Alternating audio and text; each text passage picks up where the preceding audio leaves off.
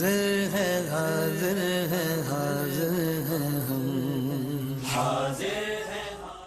اعوذ باللہ من الشیطان الرجیم بسم اللہ الرحمن الرحیم اللہم صلی علی سیدنا و مولانا محمد وعلی آل سیدنا و مولانا محمد وبارک وسلم لبیک اللہم لبیک لبیک لا شریک لک لبیک ان الحمد والنعمت لک والملک لا شریک لک۔ ناظرین محترم السلام علیکم ورحمۃ اللہ وبرکاتہ، میں ہوں آپ کا میزبان محمد رئیس احمد۔ حج کی معنویت، یہ خصوصی پروگرام ہے حج بیت اللہ بلکہ حج اکبر کے اعتبار سے خصوصی اہتمام ہے RYQ TV کا، جس میں آج بھی عرفہ کو موضوع رکھا گیا۔ کل بھی ہم نے اسی حوالے سے بات کی اور آج بھی اسی حوالے سے انشاءاللہ اسی موضوع پر بات کریں گے، چونکہ حج کا رکن اعظم ہے وقوف عرفہ جو ہے، تو وقوف ہی آج ہمارا موضوع ہے۔ اس پر مزید جو جہتیں ہیں انشاءاللہ اس کو قائم کریں گے اور اس پر سوالات کے ذریعے کوشش کریں گے کہ آج کے موضوع کو ڈسکرائب کیا جا سکے اور آج کے موضوع کے حوالے سے ایک مفید معلومات آپ تک پہنچائی جا سکے، کیونکہ علماء حضرات ماشاءاللہ وقی مطالعہ رکھتے ہیں اور اپنے اس وقی مطالعے کی روشنی میں ہمارے سوالات کے جوابات عنایت فرماتے ہیں۔ تو آج تشریف فرما ہے ممتاز و معروف عالم دین ماشاءاللہ، ہمارے ساتھ گاہے بگاہے مختلف پروگرامز میں تشریف فرما ہوتے ہیں، بہت عمدہ شخصیت ہے علامہ مفتی احسن نوید نیازی صاحب۔ السلام علیکم ورحمۃ اللہ۔ وعلیکم السلام ورحمۃ اللہ وبرکاتہ۔ میرے بائیں جانب تشریف فرما ممتاز و معروف عالم دین علامہ احمد سعید نورانی صاحب تشریف فرما۔ السلام علیکم ورحمۃ اللہ۔ السلام ورحمۃ اللہ وبرکاتہ۔ اور ہمارے تیسرے مہمان حیدرآباد سے تشریف لائے ہوئے پرعزم، خوش آواز، خوشگلو ثناخواں محمد ارشد سہروردی، بہت ہی خوبصورت پڑھتے ہیں ماشاءاللہ، تشریف فرمائے۔ السلام علیکم ورحمۃ اللہ وبرکاتہ۔ ارشد بھائی، آپ ہی کی خوبصورت آواز میں حمد رب جلیل سے آغاز کرتے ہیں اور پھر انشاءاللہ اپنے سوالات کی جانب بڑھیں گے۔ بسم اللہ۔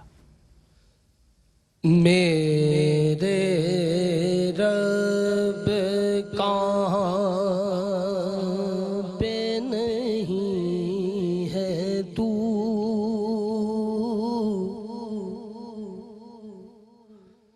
تیری شان جل جلالہ، میرے رب میرے رب کہاں پہ نہیں ہے تو،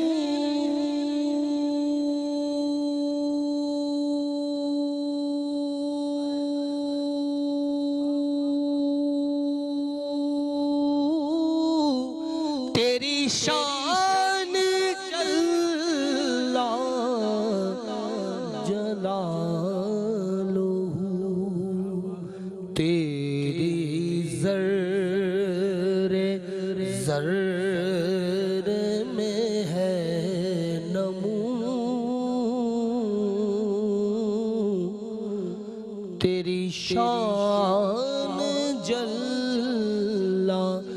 جلالہ،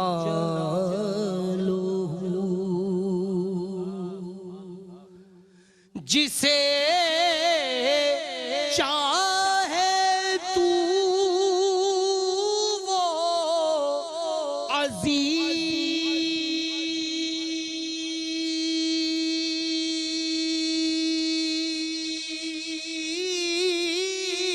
عزیز ہے، جسے تو نہ چاہے ذلیل ہے، تیرے ہاتھ ذلت و آبرو، تیری شان جل جلالہ، کبھی حمد تیری بیان ہو،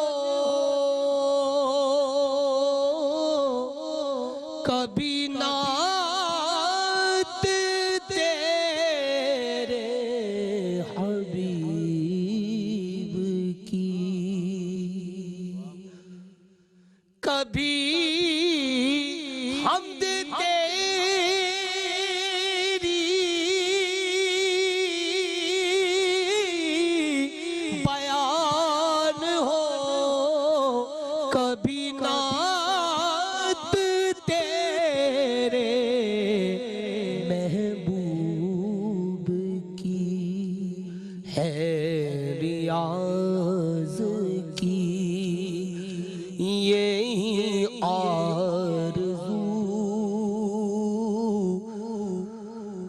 تیری شان جل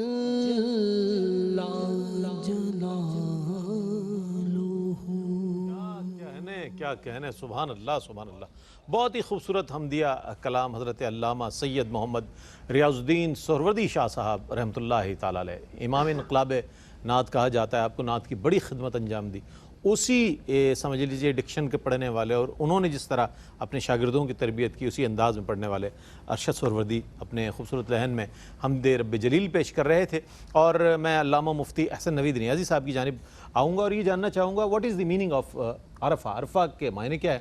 اور دوسری بات یہ کہ ہسٹوریکل اور جغرافیکل جو اس کا بیک گراؤنڈ ہے اس کے حوالے سے بھی ہمیں اس کا کچھ آگہی فرمائیں. بسم اللہ الرحمن الرحیم. صلی اللہ علیہ حبیبی محمد وعلی آلہ وصحبہ بارک وسلم. 9 ذوالحجۃ الحرام، اس تاریخ کو بھی عرفہ کہا جاتا ہے. یہ دن بھی عرفہ کہلاتا ہے اور اس کے علاوہ میدان عرفات جو ہے اسے بھی عرفہ بھی کہتے ہیں اور عرفات بھی کہتے ہیں.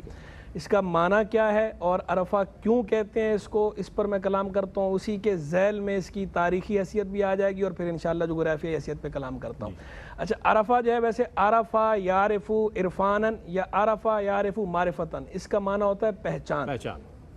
تو اس کے بارے میں کتب کے اندر یہ بات منقول ہے کہ جب سیدنا آدم علیہ نبینا علیہ السلام دنیا میں تشریف لائے اور سیدہ حوا رضی اللہ تعالیٰ عنہا دنیا میں تشریف لائیں تو کئی لمبے عرصے کے بعد، ایک لمبا ٹینیور ہے، بعض لوگوں نے 300 سال لکھا ہے. حقیقی تو چونکہ اللہ ہی بہتر جانتا ہے اور قرآن و سنت صحیحہ میں اس کی تفصیلات موجود نہیں ہیں، اس لیے میں ذرا یہ محتاط الفاظ استعمال کرتا ہوں.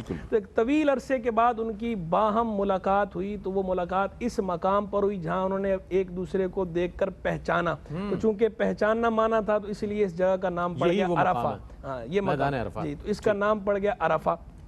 ایک دوسرا کتب کے اندر یہ بات منقول ہے کہ سیدنا جبریل علیہ نبینا علیہ السلام نے سیدنا ابراہیم خلیل اللہ علیہ نبینا علیہ السلام کو جب حج کے مناسک سکھائے تھے تو ان سے پوچھا کیا آپ نے مناسک جان لیے؟ تو انہوں نے جواب میں آگے سے کہا عرفتو، میں نے جان لیا، میں نے پہچان لیا. تو چونکہ اس کا معنی جاننا اور پہچاننا ہوتا ہے تو اس وجہ سے اس کا نام پڑا عرفہ، اور عرفہ کی جمع جو ہے وہ عرفات.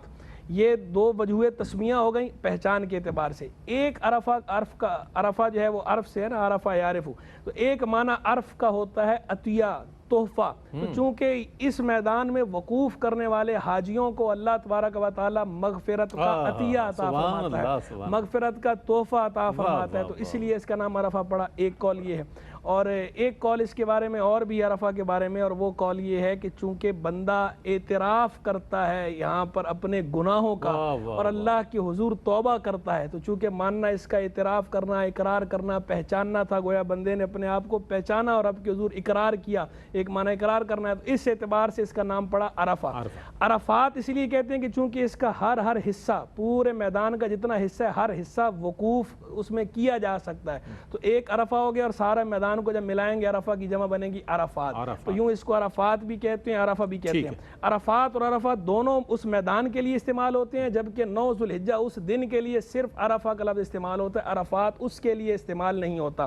اب آ جائیں جغرافیائی حیثیت. تاریخی اور جغرافیائی. تاریخی تو اس کے اندر ہی آ گئی نا. جغرافیائی حیثیت اس کی جو ہے وہ یہ ہے کہ یہ مکہ مکرمہ سے مشرق کی جانب طائف کے راستے پر تقریباً 21 کلومیٹر کے فاصلے پر ہے، اور مینا سے تقریباً اس کا 11 کلومیٹر کا فاصلہ ہے. وسیع و عریض میدان ہے یہ، اور یہ میدان جو ہے شمال سے جنوب تک تقریباً 12 کلومیٹر رقبے پر محیط ہے، اور مشرق سے مغرب تک تقریباً 5 کلومیٹر پر محیط ہے.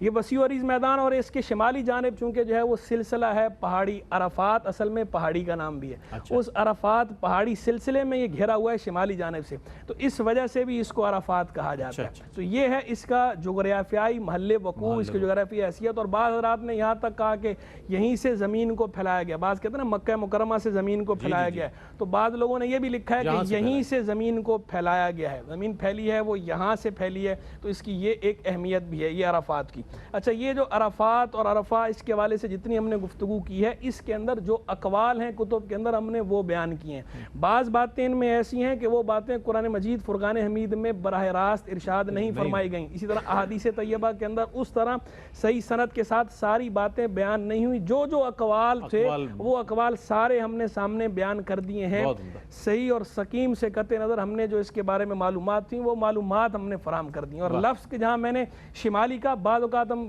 کوئی لفظ بولتے ہیں تو لوگ بعض اوقات یہ سمجھ لیتے ہیں کہ شاید ان کا تلفظ ٹھیک نہیں، حالانکہ ہمارا تلفظ ٹھیک ہوتا ہے، تلفظ ان کا غلط ہوتا ہے. غلط العام ہو جاتا ہے نا، بالکل جی، ہاں، شمالی کہتے ہیں شمال، لوگ. حالانکہ اصل لفظ جو ہے وہ شمال ہے، شین کی زیر کے ساتھ.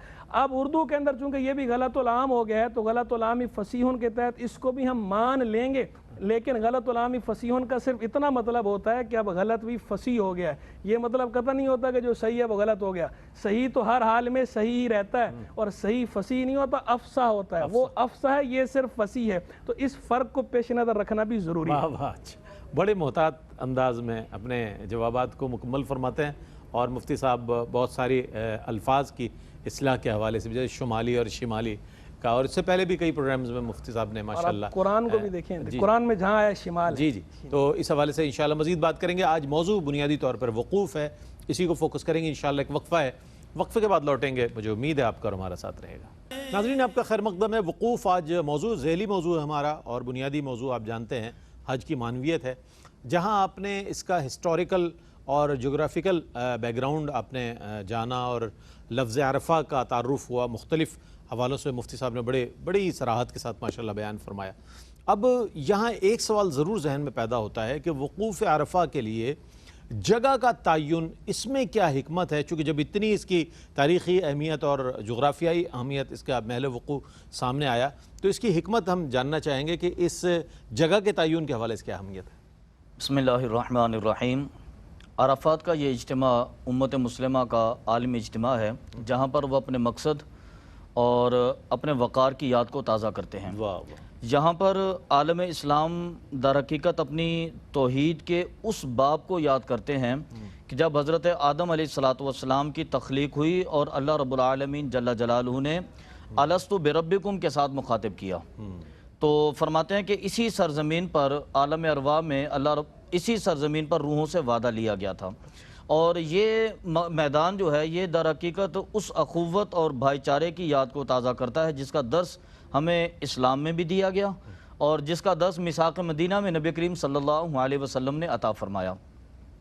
حضرت عبداللہ ابن عباس رضی اللہ تعالیٰ عنہ فرماتے ہیں کہ جب اللہ رب العالمین نے سورۃ الاعراف کے اندر مخاطب کیا کہ الستو بربکم، تو اسی سرزمین سے اس کی آواز کو بلند کیا گیا کہ قالوا بلا شہیدنا، سب نے اللہ رب العالمین کی بارگاہ میں اقرار کیا اس عہد الست کا.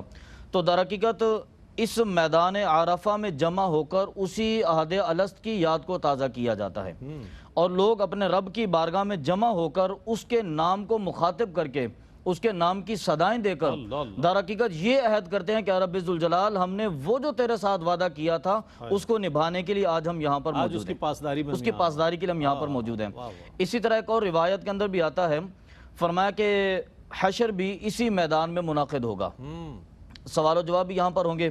اب پوری دنیا سے لوگ جمع ہو کر یہاں پر جب اللہ رب العالمین کی بارگاہ میں جمع ہوتے ہیں، حاضری دیتے ہیں، تو گویا کہ ایک اس حشر کی یاد کو بھی تازہ کیا جاتا ہے کہ یہ لوگ اپنے رب کی بارگاہ میں جواب دہی کے لیے حاضر ہیں. آج وہ اپنے رب کی بارگاہ میں آئے ہیں اور یہ جواب دینا چاہتے ہیں کہ رب ذوالجلال، ہم نے جو تیری نعمتیں حاصل کی ہیں، جو تیرے لطف و اکرام ہم پر نازل ہوئے تھے، ہم نے ان کو تیری رضا کے لیے، تیری عبادت کے لیے خرچ کیا ہے. جو تو نے ہمیں مال عطا کیا تھا، جو تو نے ہمیں خوبصورت جسم عطا کیا، جو تو نے ہمیں طاقت عطا کی، وہ صرف کرتے ہوئے تیرے دین کو زندہ رکھنے کے لیے اور تیری عبادت کے لیے ہم یہاں پر موجود ہیں. وہ اس عہد کی یاد تازہ کرنے کے لیے اللہ رب العالمین کی بارگاہ میں حاضر ہوتے ہیں. اور پھر آپ اس سے اندازہ فرمائیے کہ یہ حشر کی اس فکری تربیت کی ایک نشست قائم ہو جاتی ہے. بندہ جب اللہ کی بارگاہ میں وہاں پر حاضر ہوتا ہے اور اس کے ذہن میں یہ بھی یاد تازہ ہو کہ یہاں پر جا کر اپنے رب کی بارگاہ میں اپنے اعمال کے مواخذے کے لیے اپنے آپ کو بارگاہ میں پیش کرنا ہے، تو پھر بندہ اپنے رب کی بارگاہ میں وہاں پر جاتا ہے، وہ گڑ گڑاتا ہے، وہاں پر جا کر اپنے رب کی بارگاہ میں استغفار کرتا ہے، معافیاں مانگتا ہے. تو گویا کہ وہ اس حشر کے میدان کو یاد کر کے اپنے رب سے یہ توبہ مانگتا ہے، یہ معافی مانگتا ہے کہ اے میرے مالک، تم میرے گناہوں کو معاف فرما کے آئندہ یعنی کہ جنت میں بھی اپنے لطف و اکرام کو نازل فرما. اور پھر اس کے بعد اس کی ایک بہترین حکمت آپ یہ بھی دیکھیں کہ انسان دنیا میں رہتے ہوئے جس سٹینڈرڈ کی زندگی بسر کرتا ہے، جس قدر خوبصورت لباس پہنتا ہے، جتنی قیمتی گاڑیاں، جتنے قیمتی بنگلے اس کے پاس ہوتے ہیں، سب کچھ چھوڑ چھاڑ کے صرف 2 سفید کپڑوں کے اندر جب وہاں پر جاتا ہے اور ساری آسائشوں کو ایک طرف رکھ کے اپنے رب کی بارگاہ میں گڑ گڑاتا ہے، تو بعض مفسرین نے اس کو بھی حشر کے ساتھ تشبیہ دی، فرمایا کہ یہ اسی حشر کی یاد تازہ ہوتی ہے اور امت کے اندر یہ اجتماعیت پیدا ہوتی ہے کہ ہم اپنے رب کی بارگاہ میں اسی توحید کے ساتھ قائم رہیں گے اور اسی طرح اپنے رب کی بارگاہ میں حاضری کے لیے جائیں گے اور اس کی لطف و عطا ہم پر جاری رہے گی۔ سبحان اللہ۔ میدان عرفات کا ذکر ہے اور آپ دیکھیں گے کہ وقوف عرفہ 9 ذی الحجہ کو جب حجاج وہاں موجود ہوں گے، حج اکبر کا موقع ہوگا اور وقوف، چونکہ میں نے ابتدا میں بھی عرض کیا کہ حج کا رکن اعظم ادا کیا جائے گا، تو دیکھیے کیسی آنکھیں اشکبار ہوں گی، کیسے لوگ گڑ گڑا کر اللہ کی بارگاہ میں اپنی التجائیں اور دعائیں پیش کر رہے ہوں گے۔ تو آپ بھی ضرور اس میں شامل کر دیجئے گا اپنے تمام ان دعاؤں کو، اپنی التجاؤں کو، اپنی تمام تر اپنی شرمساری کو، اپنی تمام تر ندامت کو شامل کر لیجئے گا۔ اللہ کی رحمت بہت وسیع ہے، ہو سکتا ہے آپ کو یہاں بیٹھ کر بھی اللہ تعالیٰ نواز دے، جو وہاں ہے ان کے صدقے اللہ تعالیٰ آپ پر بھی اپنا کرم فرما دے۔ جب میدان عرفات کا ذکر ہو تو جبل رحمت کو ہم کیسے وہ کر سکتے ہیں؟ تو جبل رحمت کی تاریخی اور مذہبی جو حیثیت ہے میں چاہتا ہوں اس پر اس بھائی جبل کہتے ہیں پہاڑ کو، اور رحمت تو رحمت ہے، جبل رحمت مانا رحمت والا پہاڑ۔ اچھا رحمت والا پہاڑ یہ کیوں ہے؟ حضور جان عالم صلی اللہ تعالی علیہ وآلہ وسلم رحمت للعالمین، رحمت والے رب کے رسول رحمت للعالمین صلی اللہ علیہ وسلم نے یہاں قیام فرمایا تھا، یہاں وقوف فرمایا تھا، تو آپ کے یہاں وقوف فرمانے کی برکت سے یہ ہمیشہ کے لیے جبل الرحمہ ہے۔ یہ رحمت والا پہاڑ ہے کہ اس پہاڑ کے دامن میں رحمت للعالمین نے قیام کیا ہے، انہوں نے وقوف فرمایا۔ تو میدان عرفات کا جو وقوف ہے حضور جان عالم علیہ السلام نے خاص اسی مقام پہ فرمایا تھا، جبل رحمت کے دامن میں۔ سبب جبل رحمت، حضور رحمت العالمین ہے، جس چیز کو آپ سے نسبت ہو جائے وہ رحمت والی ہے، جہاں قدم رنجہ فرما دیں وہی جو ہے وہ رحمت والی جگہ ہے۔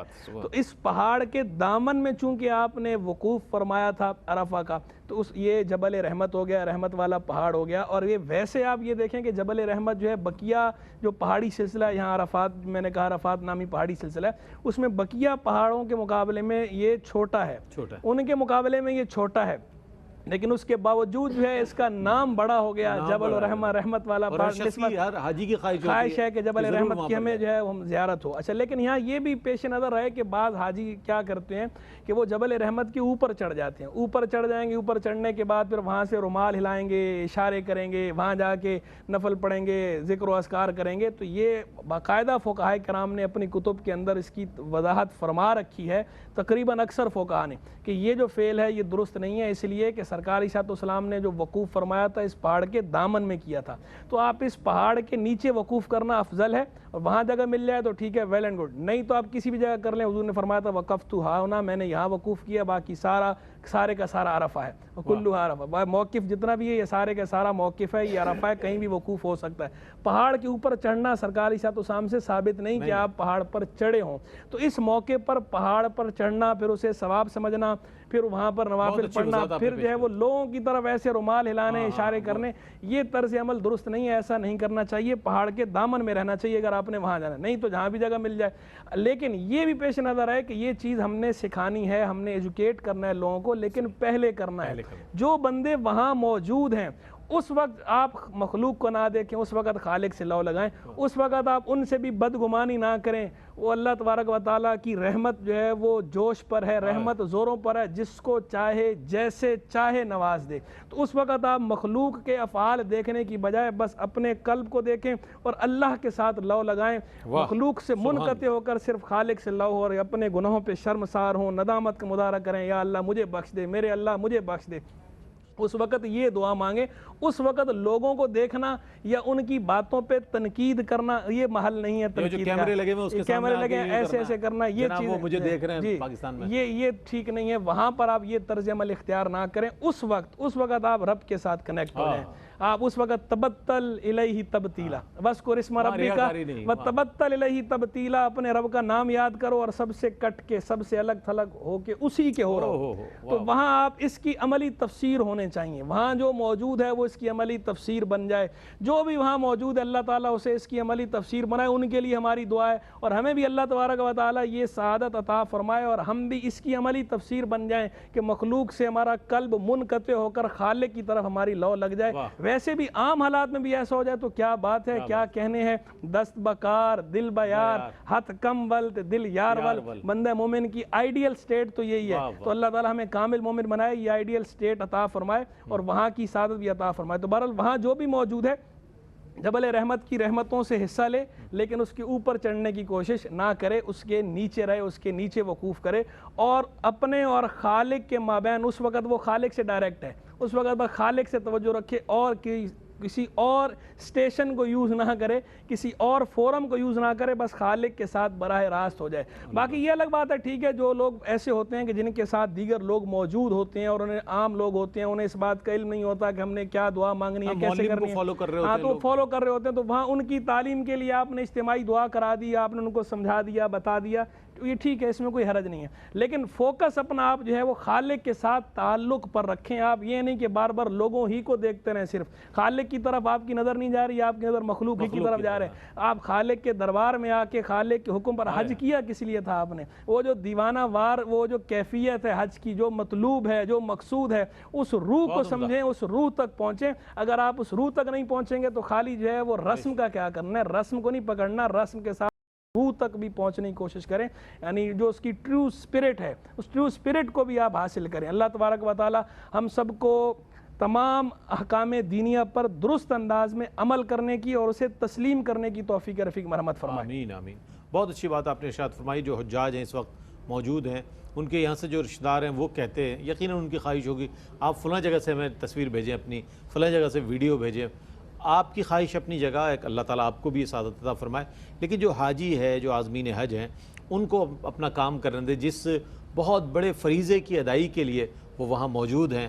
جس طرح مفتی صاحب نے فرمایا، اگر ان کا تعلق اللہ سے قائم ہو جاتا ہے اور وہ زندگی بھر قائم رہتا ہے اور وہاں ان کی توبہ قبول ہو جاتی ہے اور وہ توبۃ النصوحہ کے اس مرحلے سے گزر کر واپس لوٹتے ہیں، تو ممکن ہے کہ وہ برکتیں آپ کو بھی انشاءاللہ ملیں اور آپ کو بھی یہ سفر نصیب ہوگا۔ تو یہ بہت اہم بات ہے جو مفتی صاحب نے بیان فرمائی۔ ایک وقفہ ہے، وقفے کے بعد لوٹیں گے، مجھے امید ہے آپ کا اور ہمارا ساتھ رہے گا۔ جناب آپ کا خیر مقدم ہے، حج کی معنویت ہمارا پروگرام، اور آج کا ذیلی موضوع جو ہے وقوف ہے، اس کا حصہ دوم۔ کل حصہ اول آپ نے دیکھا، جو بقیہ جہتیں تھیں آج اس پر سوال کر رہے ہیں، اور اس موقع پر میں یہ چاہتا ہوں کہ آپ کی بھی توجہ اس پروگرام کی طرف رہے اور یوم عرفہ کی عظمت اور اہمیت کے حوالے سے کیا علماء حضرات بیان فرماتے ہیں۔ علامہ صاحب کچھ بیان فرمائیے اس حوالے سے۔ بسم اللہ الرحمن الرحیم۔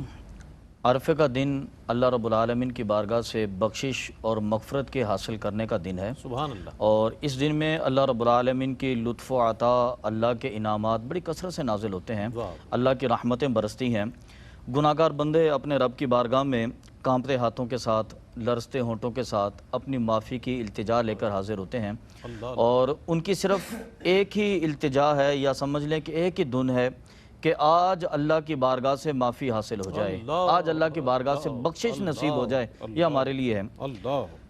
اس دن کی فضیلت اور عظمت کا اندازہ اس بات سے بھی لگائیے کہ قرآن مجید فرقان حمید میں اللہ رب العالمین نے ارشاد فرمایا کہ الیوم اکملت لکم دینکم واتممت علیکم نعمتی، کہ آج میں نے اپنا دین تم پر مکمل کر دیا اور اپنی نعمت تم پر مکمل کر دی، کامل کر دی۔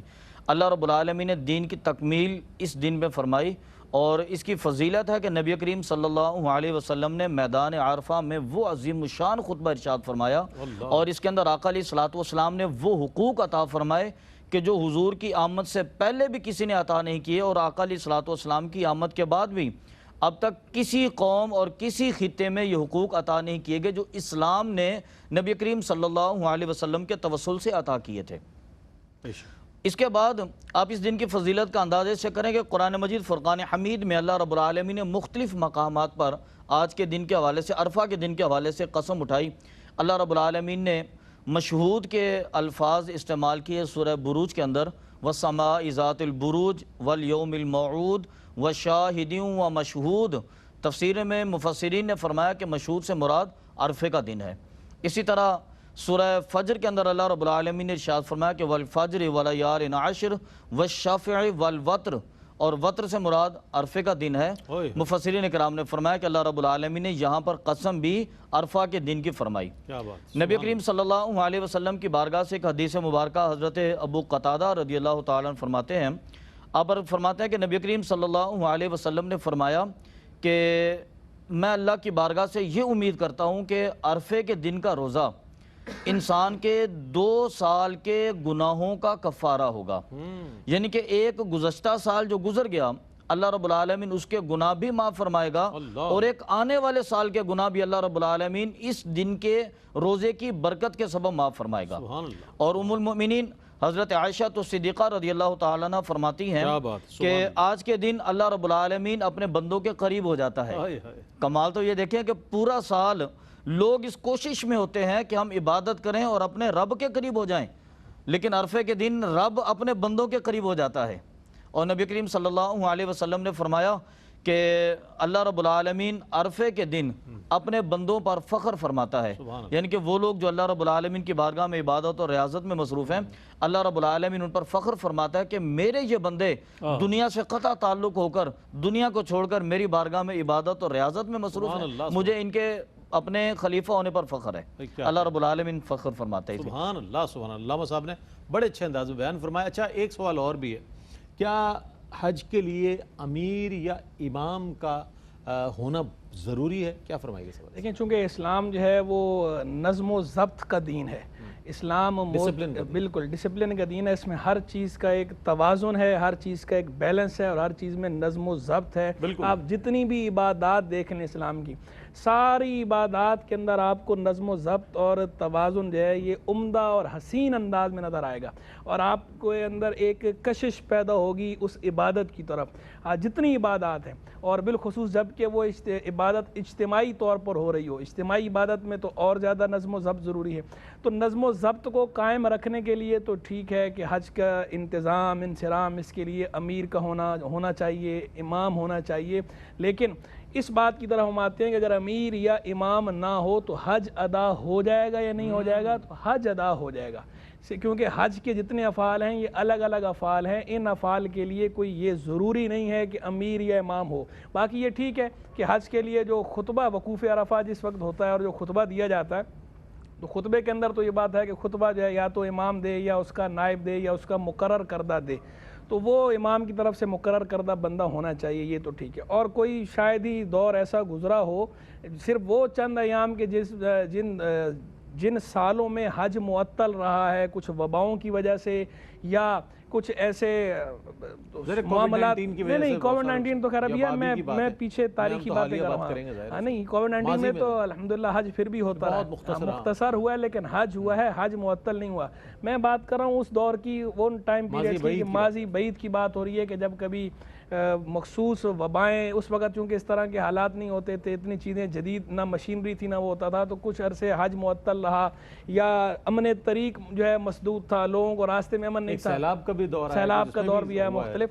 تو میرا اشارہ اس طرف تھا کہ اس کے علاوہ باقی جب کبھی حج ہوا ہے تو ایسا کبھی نہیں ہوا کہ حج ہوا ہو اور حج کے لیے کوئی امیر موجود نہ ہو یا امام موجود نہ ہو یا اس کے مقرر کردہ لوگ موجود نہ ہو، تو موجود ہوتے ہی ہیں، اور اچھی بات یہ ہے کہ یہ ان کو فالو کرنا بھی چاہیے۔ باقی وہ ایک فقہی مسئلہ الگ ہے کہ جناب وہ جو وہاں پر ظہرین آپ نے پڑھنی ہے، جمع تقدیم جو کرنی ہے، وہ فقہ حنفی کا اپنا ایک الگ مسئلہ ہے کہ جب جمع تقدیم جو کی جاتی ہے، ظہر اور عصر کی 2 نمازیں ملا کے پڑھی جاتی ہیں وقوف عرفہ میں، تو وہ پڑھنا لازم جو ہے وہ کب ہے؟ آیا امام موجود ہو تو وہ پڑھنا لازم ہے یا لازم نہیں ہے؟ تو وہ کہتے ہیں کہ امام موجود ہو تو ٹھیک ہے لازم ہوگا، اور اگر امام موجود نہ ہو تو اسے پڑھنا مستحب ہے ملا کر۔ اگر کوئی اپنے وقت میں بھی پڑھنا چاہے، الگ سے پڑھنا چاہے تو الگ سے بھی پڑھ سکتا ہے، اس کو ایک ہی وقت میں با جماعت پڑھنا فقہ حنفی کی روح سے ضروری نہیں جبکہ امام موجود نہ ہو۔ اسے جب کتب فقہیہ میں ایڈریس کیا جاتا ہے، ڈسکس کرتے ہیں، تو باقاعدہ لفظ استعمال کرتے ہیں اس کے لیے الامام العظم کا، یعنی امامت کبریٰ کی بات ہو رہی ہے، خلیفہ کی بات ہو رہی ہے۔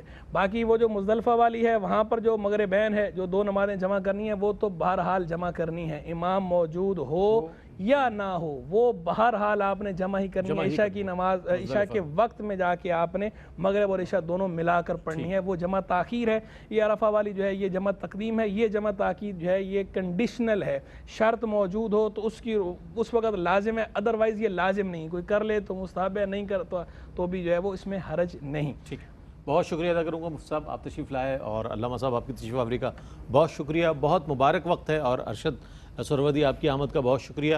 بہت مبارک گھڑیاں ہیں، والفجر ولیال عشر جس کا حوالہ دیا، وہ صبح اور 10 جو راتیں مبارک راتیں یہ نصیب ہوئی ہیں الحمدللہ ہمیں. اس میں کثرت کے ساتھ اللہ کی تسبیح و ثنا بیان کریں، حمد رب جلیل، حضور کی بارگاہ میں ہدایہ درود و سلام اور مناجاتیں پیش کریں، چونکہ یہ قسمت والوں کو نہ جانے ہم سے پہلے گزشتہ سال کتنے ہی لوگ اس دنیا میں موجود تھے، آج ہمارے ساتھ موجود نہیں ہیں. اللہ نے اپنا خاص کرم اور فضل فرمایا کہ ہمیں یہ عشرہ ملا ہے جس کا ذکر قرآن کریم میں موجود ہے، جس کے مبارک ہونے کے حوالے سے اور مقدس ہونے کے حوالے سے ہم تک روایات میں ملتی ہیں. تو اس کو اپنے لیے بہت زیادہ مفید بنائیں اور اپنے لیے کارآمد بنائیں ان اوقات کو، تاکہ آخرت میں بھی ہمیں حصہ مل سکے. میں آخر میں گزارش کروں گا، ارشد سہروردی جو کہ الحاج سید محمد فصیح الدین سہروردی شاہ صاحب کے مرید بھی ہیں اور انہی کو فالو بھی کرتے ہیں نعت پڑھتے ہوئے، تو کلام پیش کریں گے. ارشد سہروردی ہمارے حیدرآباد سے تشریف لائے ہوئے ثنا خواں، اس کے ساتھ ہی اپنے میزبان محمد رئیس احمد کو اجازت دیجیے. اللہ حافظ. فرقت کی نہیں ہے یا احمد، اب تاب تیرے بیماروں میں دیدار کا جلدی جام بلا ہے، شور تیرے میں خاروں میں ٹھکرائے گوئی دھتکار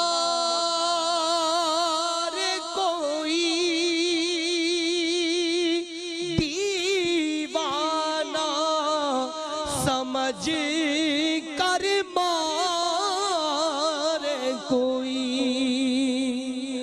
یا شاہ مدینہ لیجئے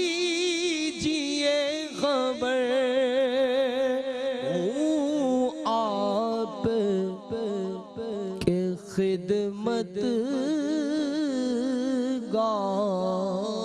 گاروں میں. وہ نور جو طور پہ چمکا تھا، جسے دیکھ کے موسیٰ غشی میں ہوئے، اب اس کی جھلک آتی ہے نظر اس روزے کے میناروں میں. تعریف نبی کی کوئی بشر کیا لکھے، ریاض جگر.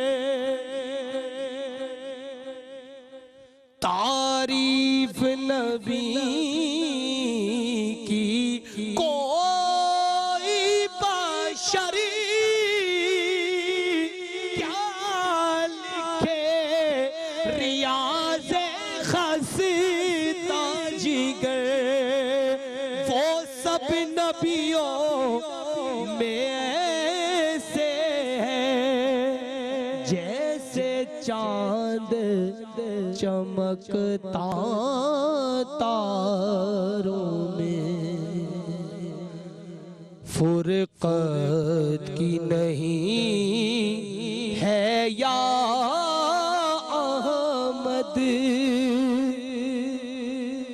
آبداب تیرے بیماروں